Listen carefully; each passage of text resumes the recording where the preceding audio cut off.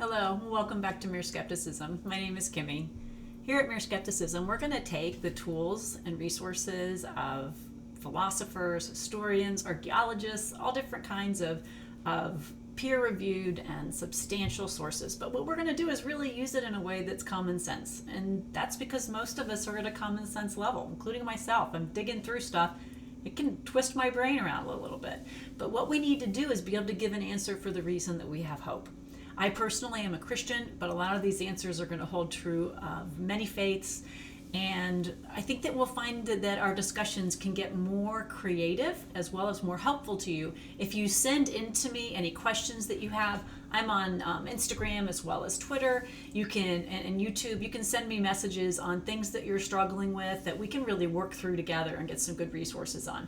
Today our topic is one that gets a lot of anger when you bring it up in the wrong way, and I'm not an advocate for that. One of the hobbies that I have is debating or discussing things online. I love to kind of sort through the angry people and find some people who have some new things to say, because if we are going to be people of faith, we need to be willing to be people who care what's being said against faith, as well as we need to be able to seek out our own doubts and be able to chase down truth. What good is faith if we really are not convinced and we just stuff our doubts until they actually become what a lot of deconstructionists and ex-evangelicals will say. They become a place in which we can no longer believe that God is who he says he is. I think that's because often people create these images of who God is supposed to be, and when someone is disappointed by their own view of God, a lot of times the response is to stop believing in God. That doesn't mean that was ever who God said he was to begin with, and we need to be careful misplacing that kind of disappointment. They call that in philosophy a straw man argument, when you create something that isn't actually real and then you knock it down and call it a victory. So today I found that in my time online this week, one of the things that really raises the ire and anger of people that are not faithful is when they just throw out this stuff about how dangerous religion is to not just to America, but to world cultures over world history, how harmful religion is to humanity. I often like to just take a deep breath. I try not to use these things as weapons, but they're important for you and me to know that that's absolutely ludicrous. It's not backed up anywhere in any kind of fact. And while we do need to take responsibility for the things that we have done badly, and there is a list of them, I think we'll get into those over time, because I think when you get into a debate, you have to own those things. As a Christian woman, I have to own some of the things that have been done in the wrong way. I'm not going to blame God for them. I'm not going to say that faith isn't true because of them, but I need to own them. So what we're going to talk about, and I found this quote, which I thought was interesting. One of my favorite atheists was always Chris Hitchens. He says, this is about organized religion: violent, irrational, intolerant, allied to racism and tribalism and bigotry, invested in ignorance, hostile to free inquiry, contemptuous of women, coercive toward children. Organized religion ought to have a great deal on its conscience. That is from God Is Not Great. So there's a lot of opinion there. There's a lot of his opinion. There's a lot of not really, and I call that bigotry when you lump, he says, all organized religion. That's essentially what that's saying. That's called bigotry. When someone does that, when you hear them saying that, stop them. Most people in today's world understand bigotry doesn't take us someplace good. We understand that it's not healthy. We understand that it doesn't help humankind.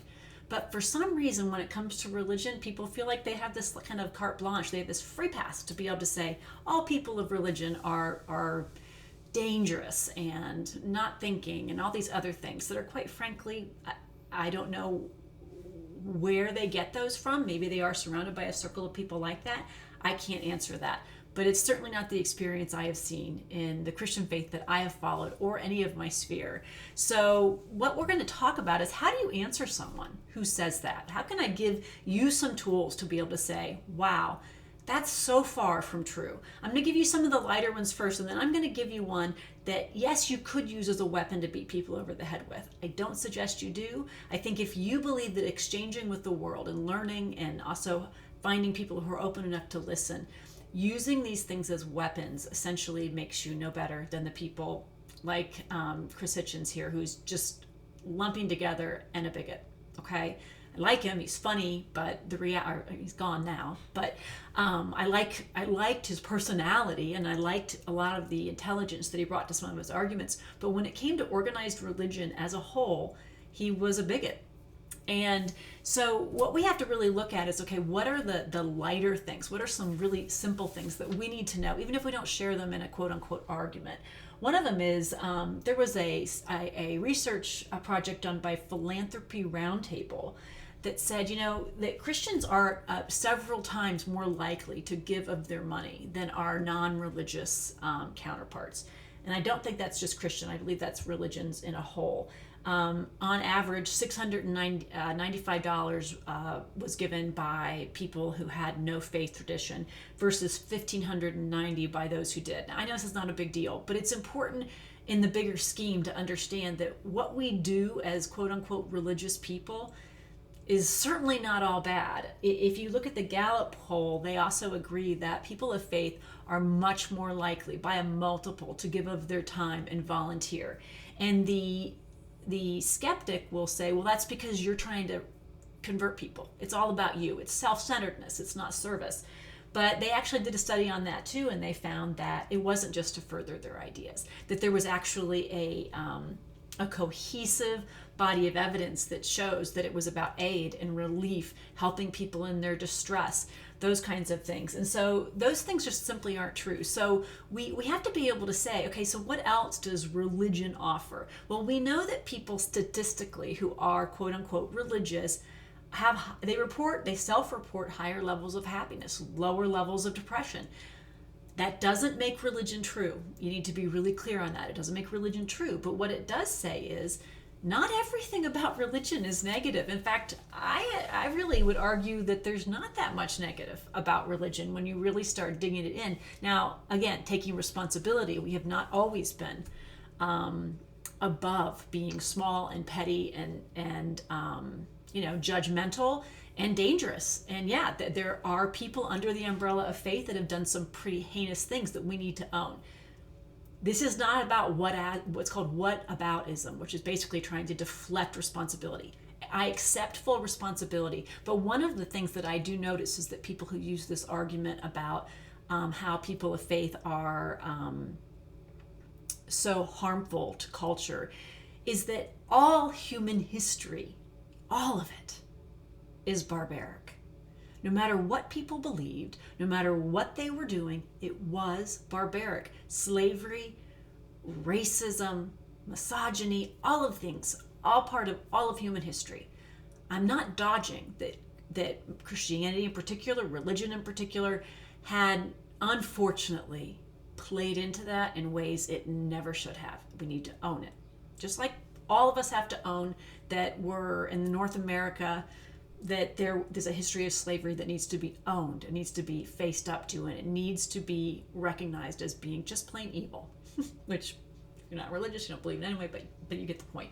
So when it comes down to, is religion really a source of great harm? And here's the thing that you need to know, that you need to hold humbly, okay?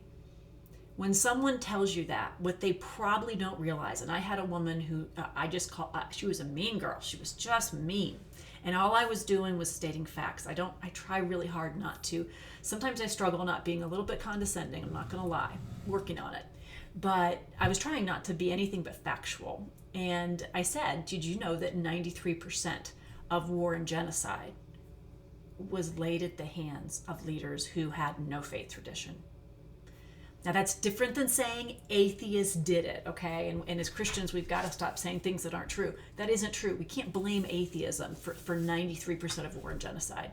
We can say things like, there were 58 million people killed under the power of 3 men who claimed to be atheists. We can say that. We can say that Pol Pot, Stalin, and Mao were responsible for 58 million deaths, okay? That's a fact.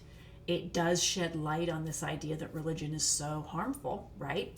But we can, and the source, I like to give you sources, and so that's why I gave you the Philanthropy Roundtable, Gallup polls, and this one you are going to want to write down, the Encyclopedia of War.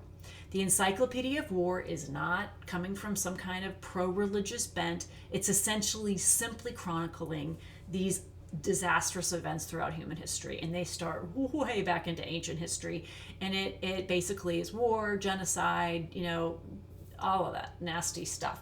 And 93% were non-religious. Now 7% were religious. Own it, admit it, understand that taking people out because they didn't agree with a worldview is heinous. I don't believe that once you get beyond the Old Testament, and if you're a Christian, once you get beyond the Old Testament, I don't think you have grounds for anything other than calling that evil. Yes, we have to own the fact that Israel was commanded to take out people that were not Israel. For a lot of, and we can go into that in different ways when we get into why God protected Israel, and that's a whole nother episode, which will be fun, because I think those things are important for Christian believers in particular to understand. But today we're just going to stay on the general. We need to own that 7%. That's yuck. That's gross. But 93% of all of that carnage was from non-religious leaders, non-religious governments, for non-religious causes. What that speaks to me, and I hope that you agree, and feel free, put some comments down below. Let me know what your thoughts are. Send me some messages on my other platforms. I hope what that speaks to us is that is a human nature problem. Hatred, power grabs, money grabs, land grabs, these things are human problems. If we're ever going to get beyond human problems, casting aspersions, hate, and these misguided people who are in these online debates who think that the best way to correct ancient history and the 7% that has been done in the name of religion is to attack other human beings for things, and never taking the time to find out what do they even believe. As a Christian believer, I would never be able to advocate trying to apply any of those kinds of tactics on my brother. It's not, we have a whole nother covenant that we operate under that prohibits that. So taking the time to understand those kinds of things isn't something that internet debaters and haters do. But we need to know, because we need to be able to rest on the idea that when someone tells you religion is so terribly harmful, they are completely without foundation and base. Let me know what you think. Look forward to hearing it from you. And I also look forward to our next get-together, next episode. Have a good one.